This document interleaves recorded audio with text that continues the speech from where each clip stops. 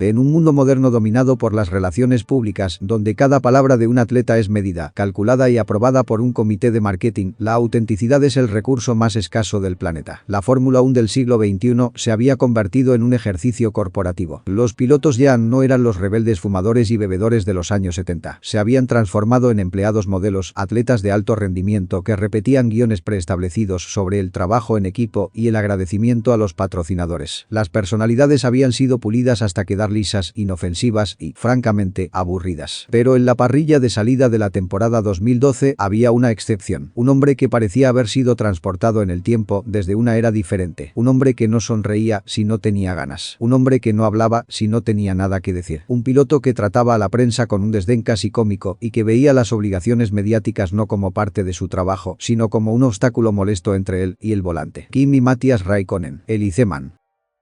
La llegada de Kimi Räikkönen a la élite del automovilismo fue, en sí misma, un acto de herejía contra el sistema establecido. La escalera tradicional hacia la Fórmula 1 es larga, costosa y está llena de pasos obligatorios. Karting, Fórmula Ford, Fórmula 3, Fórmula 3000, años de preparación y política. Kimi se saltó casi todo eso. A los 21 años tenía en su historial apenas 23 carreras en monoplazas. 23. La mayoría de sus rivales tenían cientos. Cuando Peter Sauber, el dueño del equipo Sauber, decidió darle un asiento para la temporada 2001, la FIA, el organismo rector del deporte, protestó. Consideraban que era peligroso otorgarle una superlicencia a alguien tan inexperto. Argumentaban que no estaba preparado física ni mentalmente para controlar 800 caballos de fuerza. Kimi respondió en la pista. En su primera carrera, puntuó. Su velocidad era natural, instintiva, casi sobrenatural. No necesitaba telemetría para saber dónde frenar. Lo sentía. No necesitaba que los ingenieros le explicaran el subviraje. Lo corregía antes de que la computadora pudiera registrarlo. Esta habilidad cruda llamó la atención de Ron Dennis, el jefe de McLaren, el equipo más tecnológicamente obsesivo y corporativo de la parrilla. La unión de Kimi Räikkönen y McLaren fue una de las más rápidas y frustrantes de la historia. Kimi era el piloto más rápido del mundo entre 2003 y 2005. Sus duelos contra Michael Schumacher y Fernando Alonso fueron épicos. Pero el McLaren, diseñado por el genio Adrian Newey, era un coche de cristal.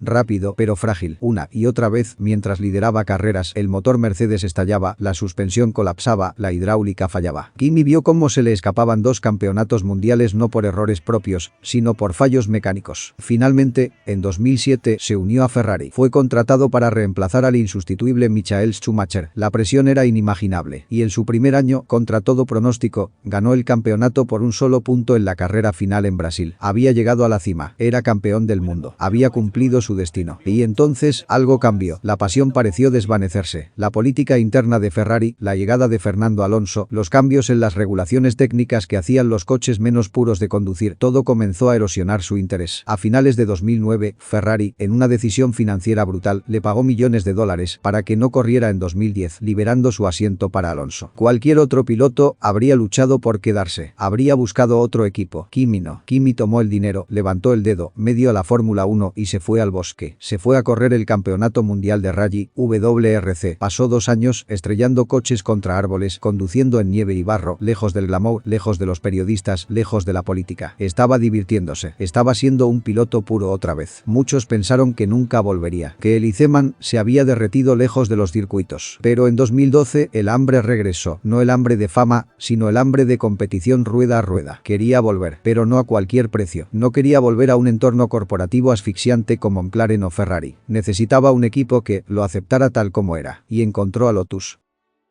El equipo Lotus de 2012 no era el legendario equipo de Colin Chapman de los años 70. Era la estructura anteriormente conocida como Renault, con base en Stone, Inglaterra. Era un equipo de la zona media-alta, con un presupuesto decente, pero lejos de las cifras astronómicas de Red Bull, Ferrari o McLaren. Estaban desesperados por un piloto estrella que atrajera patrocinadores y validara su proyecto. Cuando Kimi mostró interés, vieron una oportunidad de oro. Pero había un problema. No podían permitirse pagar el salario de mercado de un ex campeón del mundo. Kimi venía de ganar decenas de millones en Ferrari. Lotus no tenía ese capital líquido. Así que diseñaron un contrato creativo, una apuesta que pasaría a la historia de las negociaciones deportivas. Le ofrecieron a Kimi un salario base relativamente modesto para los estándares de la F1, pero incluyeron una cláusula de bonificación por rendimiento extremadamente agresiva. Por cada punto que Kimi consiguiera en el campeonato, Lotus le pagaría 50.000 euros adicionales. La lógica de los directivos de Lotus era simple. Kimi llevaba 2 años fuera de la F1. Probablemente estaría oxidado. El coche era bueno, pero no era un coche ganador de campeonatos. Calculaban que Kimi sumaría quizás 50 o 60 puntos en toda la temporada. Una cifra manejable. Era una apuesta segura. Se equivocaron catastróficamente. Kimi Raikkonen regresó en 2012 y condujo mejor que nunca. La consistencia que mostró fue aterradora. El Lotus E20 era un coche noble, amable con los neumáticos y Kimi lo exprimió en cada carrera. Puntuó en casi todas las carreras. Hizo podios en Bahrein, España, Valencia, Alemania, Hungría, Bélgica. Los puntos se acumulaban. La cuenta bancaria de Lotus comenzaba a temblar. A medida que avanzaba la temporada, los directivos del equipo dejaron de celebrar los podios con total alegría y empezaron a mirar las hojas de cálculo con terror. Kimi estaba llevando al equipo a la bancarrota con su éxito. A finales de año, Kimi había sumado 207 puntos. Solo en bonos por puntos, Lotus le debía más de 10 millones de euros, además de su salario base. Fue un desastre financiero tan grande que el equipo tardaría años en pagarle la totalidad de la deuda. Pero en noviembre de 2012, en Abu Dhabi, el dinero no era lo importante. Lo importante era que Kimi, a pesar de todos los podios y la consistencia, todavía no había ganado una carrera. Y él quería ganar.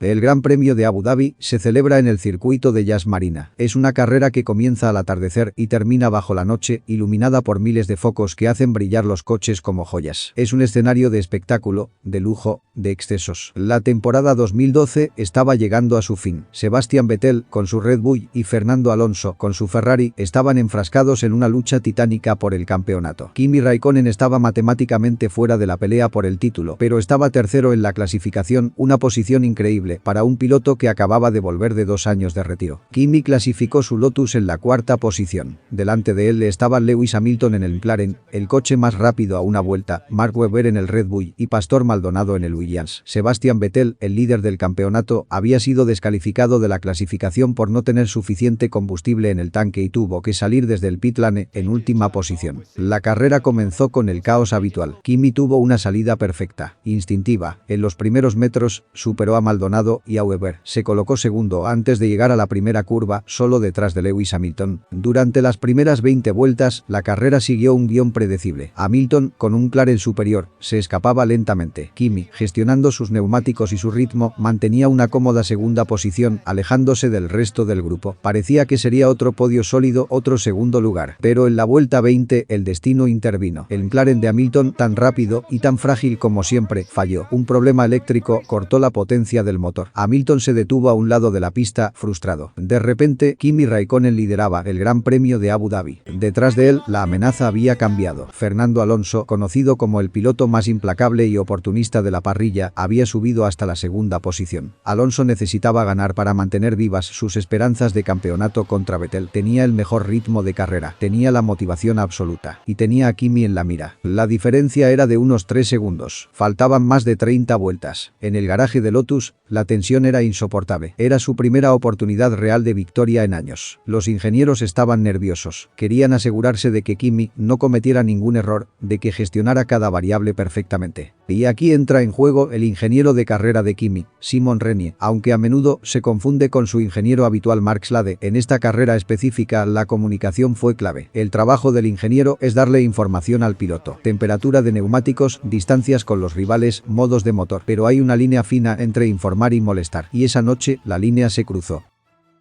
Pilotar un coche de Fórmula 1 en cabeza requiere una concentración absoluta. Estás gestionando el desgaste de los neumáticos milímetro a milímetro, ajustando el diferencial curva a curva, vigilando el consumo de combustible, todo mientras conduces a 300 km por hora entre muros de hormigón. Kimi estaba en su zona, estaba controlando la carrera, sabía que Alonso venía detrás, sabía que tenía que cuidar los neumáticos traseros para las últimas vueltas. Lo sabía porque llevaba haciéndolo 20 años. Lo sabía porque es un genio de la gestión de carrera. Pero su ingeniero, presa del pánico por la posibilidad de la victoria, empezó a hablar. Kimi, la siguiente vuelta es crítica, asegúrate de mantener la temperatura en los neumáticos delanteros durante el coche de seguridad. Kimi no respondió. Kimi, Alonso está a 2.5 segundos, mantén el ritmo. Silencio. Kimi, recuerda calentar los frenos. El canal de radio, normalmente una herramienta de trabajo, se estaba convirtiendo en una distracción. Kimi es un piloto que detesta la microgestión. Él siente el coche a través de sus manos y su espalda. No necesita que alguien, mirando una pantalla a 1 kilómetro de distancia, le diga cómo conducir. Luego, salió un coche de seguridad. El grupo se compactó. La ventaja de Kimi desapareció. Ahora tenía a Alonso pegado a su caja de cambios. ellos. La carrera se reiniciaría. El ingeniero volvió a la radio, con voz ansiosa, repitiendo el procedimiento estándar de calentamiento de neumáticos, recordándole que debía cizaguear para mantener la temperatura. Kimi, asegúrate de calentar las 4 ruedas. Y entonces, sucedió. Kimi presionó el botón de radio en su volante. No gritó, no perdió la compostura, simplemente dijo la verdad.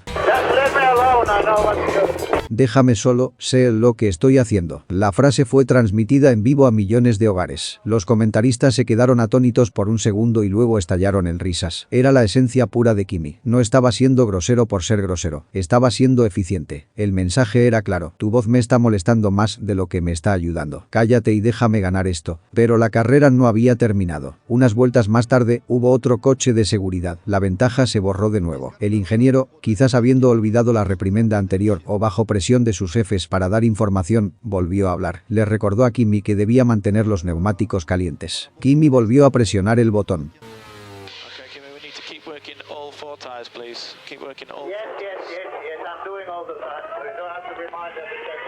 Sí, lo estoy haciendo todo el tiempo. No tienes que recordármelo cada 10 segundos. Era la confirmación final. Kimi estaba solo en el coche. No necesitaba al equipo en su oído. Solo necesitaba su talento.